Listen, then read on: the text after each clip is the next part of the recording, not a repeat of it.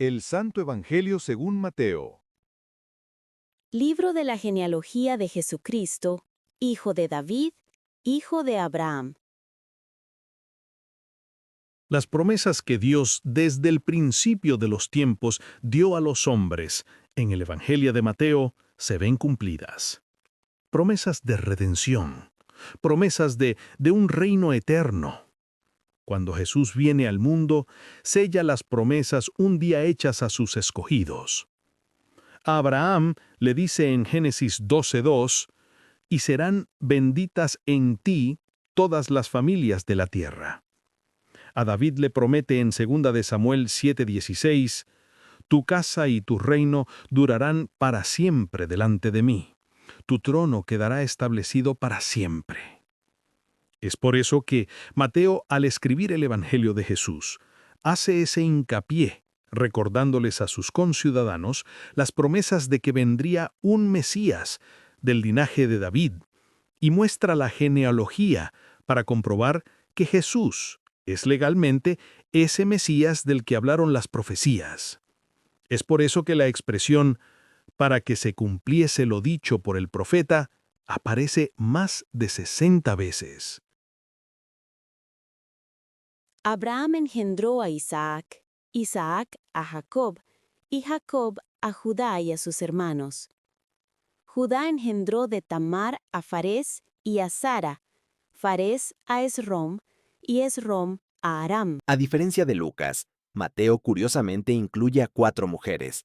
Las genealogías judías solían registrar solo líneas masculinas, destacando la descendencia de padre a hijo. Por eso, incluir mujeres rompe la norma tradicional y llama la atención de inmediato. Mateo lo hace a propósito, porque quiere transmitir un mensaje teológico. Dios actúa soberanamente de maneras inesperadas para nosotros, y usa a las personas menos probables para llevar a cabo su voluntad. La primera mujer mencionada es Tamar. Puedes leer su historia en Génesis 38. Fingió ser una prostituta para concebir de Judá, su suegro, porque se le negó la ley del levirato, Deuteronomio 25:5-10, que protegía a las viudas jóvenes que no habían podido tener hijos, y precisamente de los gemelos que nacieron de esa unión, Fares, continuó la línea genealógica hasta Jesús. Génesis 38, 27-30. Aram engendró a Aminadab, Aminadab a Naasón, y Naasón a Salmón. Salmón engendró de Rahab a Booz. Booz engendró de Ruth a Obed, y Obed a Isaí. Isaí engendró al rey David, y el rey David engendró a Salomón, de la que fue mujer de Urías. Rahab, prostituta de Jericó que protegió a los espías israelitas, era cananea, extranjera y pecadora, pero fue salvada por su fe. Ella eligió ayudar a los espías de Josué y los escondió en su terrado de los guardias del rey de Jericó, pidiéndoles que cuando invadieran la ciudad les perdonaran la vida. Sin duda, un movimiento arriesgado lo que hizo Tamar. Su valor quedó grabado en la historia para siempre y podemos entender la valentía del joven David. Después de todo, Tamar fue su tatarabuela. Ruth la Moabita, a diferencia de Tamar, Rahab y Betsabé, no contaba con un pasado turbio o escandaloso. Se unió al pueblo de Israel por amor y fidelidad. Al quedar viuda, prefirió quedarse al lado de su suegra, que también era viuda. En ese tiempo, ser viuda significaba una sentencia a la marginación y abandono. Tras la muerte de su esposo, Ruth decide acompañar a Noemí a Belén, diciendo la famosa frase, «Tu pueblo será mi pueblo y tu Dios mi Dios». Un carácter noble y desinteresado el de Ruth, que Dios recompensó cuando, llegando a Belén, Booz la redime de su condición de viuda, casándose con ella. Puedes leer su historia en el libro de Ruth. Betsabé entra a la escena bíblica de una manera escandalosa, cuando David comete adulterio con ella. Una mujer ante un rey, no sabemos hasta qué punto ella pudo haber evitado esto, o si, por el contrario, no tuvo la oportunidad de objetar. Lo que es seguro es que la situación que ella vivió no fue fácil. Después de que se entera de que su esposo muere en batalla, y luego el hijo que le nació de David también muere, debieron ser días difíciles. Pero tiempo después, siendo esposa de David, dio a luz a Salomón, quien continuaría la línea genealógica hacia el Mesías prometido, lo cual nos demuestra que Dios, cuando perdona, restaura en verdad y olvida nuestros pecados. Miqueas 7:19.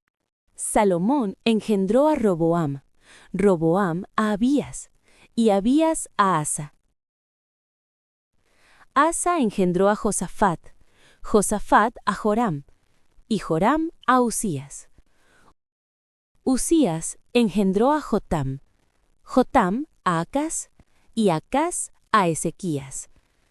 Ezequías engendró a Manasés, Manasés a Amón, y Amón a Josías.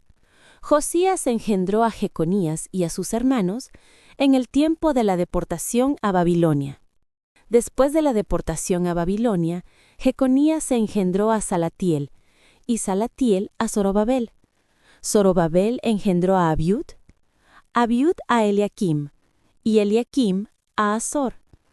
Azor engendró a Sadoc, Sadoc a Akim, y Akim a Eliud.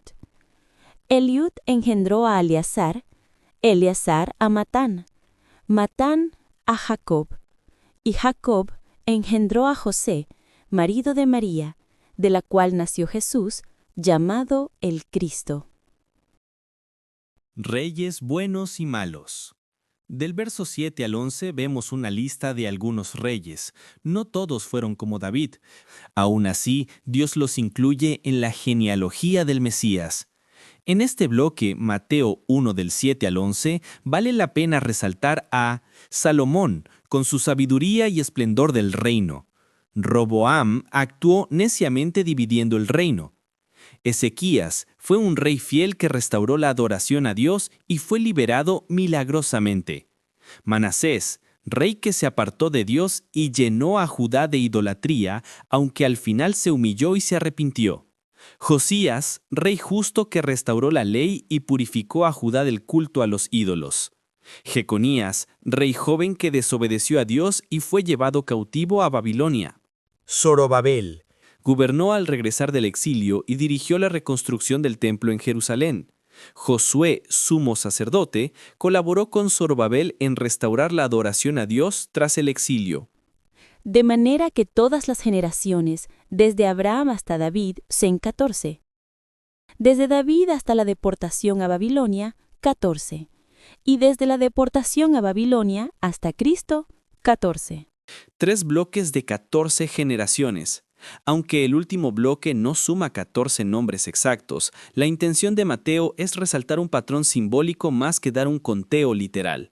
El número 14 tiene un valor simbólico en hebreo, relacionado con el nombre de David, mostrando que Jesús es el Mesías prometido, descendiente de David. Dividir en 3 bloques iguales hace la lista más fácil de memorizar y recitar. La división muestra un patrón divino en la historia. Promesa, periodo de Abraham a David, juicio y caída, periodo de David al exilio, restauración y cumplimiento, del periodo del exilio al nacimiento de Jesús. Nacimiento de Jesucristo. El nacimiento de Jesucristo fue así. Estando desposada María su madre con José, antes que se juntasen, se halló que había concebido del Espíritu Santo. José, su marido, como era justo, y no quería infamarla, quiso dejarla secretamente. Y pensando él en esto, he aquí un ángel del Señor le apareció en sueños y le dijo: José, hijo de David, no temas recibir a María tu mujer, porque lo que en ella es engendrado del Espíritu Santo es. María, la madre del Salvador, por cierto, una mujer excepcional, temerosa de Dios y pura de corazón, de pronto se encuentra en un predicamento cuando, siendo soltera y sin haber tenido relaciones con ningún hombre, se da cuenta de que está embarazada. ¿Cómo se entera? Un ángel se le apareció y le dijo la noticia. Ellas sabían lo que le esperaba a una mujer que, estando comprometida a casarse, resulte embarazada, y no de su prometido. Pero decide confiar en Dios y solo responde a las palabras del ángel: He aquí la sierva del Señor, hágase conmigo conforme a tu palabra. Por otro lado, José, su prometido, al enterarse de esta situación, sufrió porque al principio pensó que su amada María le había sido infiel y aún a pesar de eso, decide dejarla en secreto para no exponerla a la humillación, porque al darse cuenta del embarazo, José con toda legalidad podía deshacer el compromiso, pero José era justo y amaba a Dios y a María. Así que Dios le habló en sueños para decirle que recibiera a su prometida, porque Dios los había escogido a ellos para ser los padres del Mesías prometido. Sin duda, tanto José como María fueron escogidos por Dios. Y dará a luz un hijo, y llamará su nombre Jesús, porque él salvará a su pueblo de sus pecados. Todo esto aconteció para que se cumpliese lo dicho por el Señor por medio del profeta, cuando dijo: He aquí, una virgen concebirá y dará a luz un hijo, y llamará su nombre Emmanuel, que traducido es Dios con nosotros. Y despertando José del sueño, hizo como el ángel del Señor le había mandado, y recibió a su mujer, pero no la conoció hasta que dio a luz a su hijo primogénito, y le puso por nombre Jesús.